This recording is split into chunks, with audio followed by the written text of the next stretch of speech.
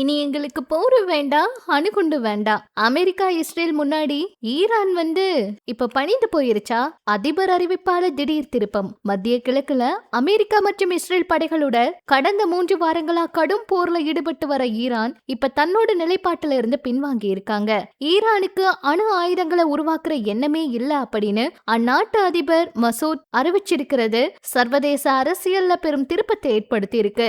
America, Israel கூட்டுப்படைகளுக்கு ஈரானுக்கும் இடையேயான போர் தொடங்கி இன்றோட 21 நாள் நிறைவடையுது. இந்த போரோட போது ஹார்முஸ் ஜலசந்தியை மூடியது, வளைகுடா நாடுகளோட எண்ணெய் சுத்திகரிப்பு நிலையங்கள் மீது தாக்குதல் நடத்தினதுன்னு ஈரான் பல வியூகங்களை வகுத்துச்சு. இருந்தாலும் இஸ்ரேலோட தொடர் வான்வழி தாக்குதல், ஈரானோட ஏவுகணை உற்பத்தி ஆலைகள் மற்றும் அணுசக்தி ஆராய்ச்சி மையங்கள் எல்லாம் கடுமையா சேதமாயிருச்சு.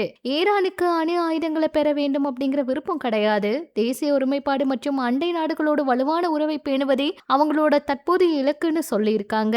இந்த நிலையில ஈரான் இப்ப அணு ஆயுதமலை எங்களுக்கு தேவையில்லைன்னு சொல்லி இருக்கிறது அமெரிக்கா, இஸ்ரேல் முன்னாடி ஈரான் அடிபணிஞ்சிருச்சா அப்படிங்கறத காட்டுவதா அரசியல் நோக்கர்கள் கருதுகிறாங்க.